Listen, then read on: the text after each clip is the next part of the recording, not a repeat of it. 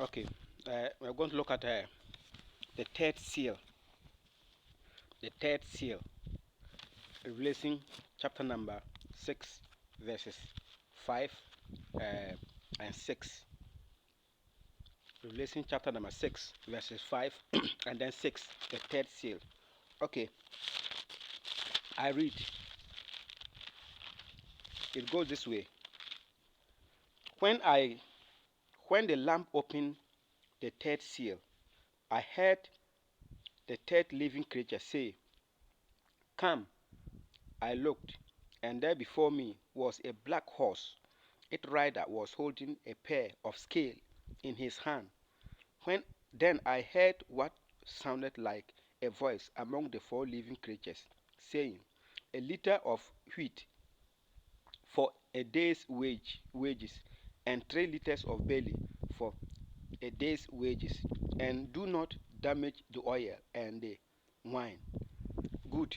So that is uh, the third seal. The other time we looked at the first seal. If you haven't listened to it, you can go and listen to it, whereby the rider sits on the white horse and then he was coming down. And then we said that one was the Antichrist who pretend to be bringing peace to the earth. And then he will deceive the people. He was sitting on it and then he was given a crown. So he came as a conqueror. So he conquered. So the conqueror there, it doesn't mean that he's coming to conquer it with war, but first he's coming to conquer it with deception. He will deceive them first and take it. So we look at the first seal and we move to the second seal, whereby there was war. So the second person was also sitting on a red horse, blood, that is war. So after the Antichrist signed the peace treaty, within a short possible maybe time, war. And we looked at the gap between them. We said from the seal 1 covers the first 3.5 years, and then the seal 2 going, from the seal 2 going, that is the second 3.5 years of the seventh tribulation. Because from this seal, I said we said the first, from chapter 6, that is where the tribulation starts. When the seal is just open and the Antichrist begin to manifest, that is where the the tribulation starts. So the first seal is about the first 3.5 years. There will be counterfeit peace. He will fake the peace, that there will be peace. So after the 3.5 years, that is where the war will not come, because he will now commit an abomination that will cause desolation. That is where the war will now start. So that is beginning of the second seal, verse 2 and 3. Good.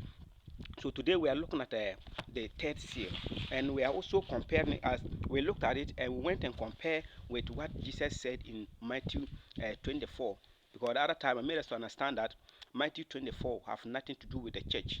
It is just all about, sometimes we always say the rapture is there, the church is there, the church is there, but the church cannot be found in Matthew 24 and 25. It is all about Jerusalem, Israel, and the land of Israel. It's just about the nation Israel and the people. So that one is talking about it, because if you look at the audience were not the church, the audience were the Jews. So but then there wasn't church on earth. They were the Israelites who were asking. So when they asked the questions, what will be the sign of the end, or what will be the sign of your coming, they were talking about the second coming, not the rapture. And we know the second coming and then the rapture, they are not the same. If you haven't listened to it, you go and listen. So the rapture is the ending of the church, but the second coming will be the ending of the Israelites, the Jews. So they were asking, when will their age end? So the age of the Israelites will end at the second coming, and that will be so Christ's second coming and the end of the Israelite age is just the same time. It's the same thing. He will come, and then at the battle of Armageddon, everything will end there. So those questions that they asked, the 3 questions they asked about the temple. When will the temple be destroyed? What will be the sign of your coming? And what will be the sign of our and when will our age end? When will our age end? These were the 3. So now, if you look at this place and compare it, we are comparing it with Matthew 6, Matthew 24, coming down, what Jesus also spoke about. Jesus just speak the same way, and then it was the same thing that he showed to John. Good. So now let's look at what the seal 3 says. So the third seal says what? When the angel, when the lamp opened the third seal, what happened? There was a black horse, and that black horse, that represents famine, hunger, no food. It means hunger. So he saw a black horse, and then somebody was sitting on it, and you see that the food was now costly. Just a belly of food or a feed, just a bowl. We will go to buy. It will be equal to a day wage. It will be equal to a day wage. So it will be costly. So that means this one is about hunger, no food, famine. So there will be famine on the land. So what we are seeing today, worse is yet to come. That is why you don't have to pass through the tribulation. Worse is yet to come, because we said that from the chapter 6 going, from the chapter 4 going have not yet taken place. So if that's not yet taken place, and we think that we are in hunger, we think that this time there's famine. We haven't seen anything yet. If we think that this time there are wars, we haven't seen anything yet. If we think that this time the economy is too hard, we haven't seen anything yet. Yet the real thing is about to come, and that is during the great tribulation. So you don't have to waste your time and enter into this and miss the rapture. Don't be part of the left behind, because if you are part of the left behind, you pass through this, and all these things, it will affect you. One, do you know the reason why they will not be farming? Because of the war.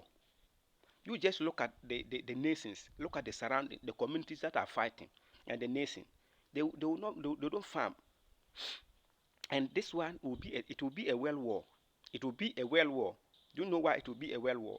Because if you read the Revelation chapter 12 coming down, you see that the Antichrist, after trying to destroy the Jews, and if he's not able to destroy them, he will not pursue all the saints. Whether you are a Jew, a non-Jew, since you refuse to take the mark, he will not pursue all of you. So it is going to be worldwide. So nobody will like to farm at that time. That is why I said just look at surrounding the nations that are always fighting. They don't have food. Will you agree to be on your farm and they will just come and kill you there? Will you agree? You can't. Will you agree to just go and be in your farm, and then somebody, by the time you realize, they will just come and finish you. Even our surrounding, that's what we'll be hearing. Somebody can just be on the farm. By the time they realize, they finish the person. Somebody can be going and then come and meet you on the way. They will finish you. So you won't agree to just go to the bush or go to the farm and just be inside there. And if you're not farming, why won't there be hunger? Why won't there be famine?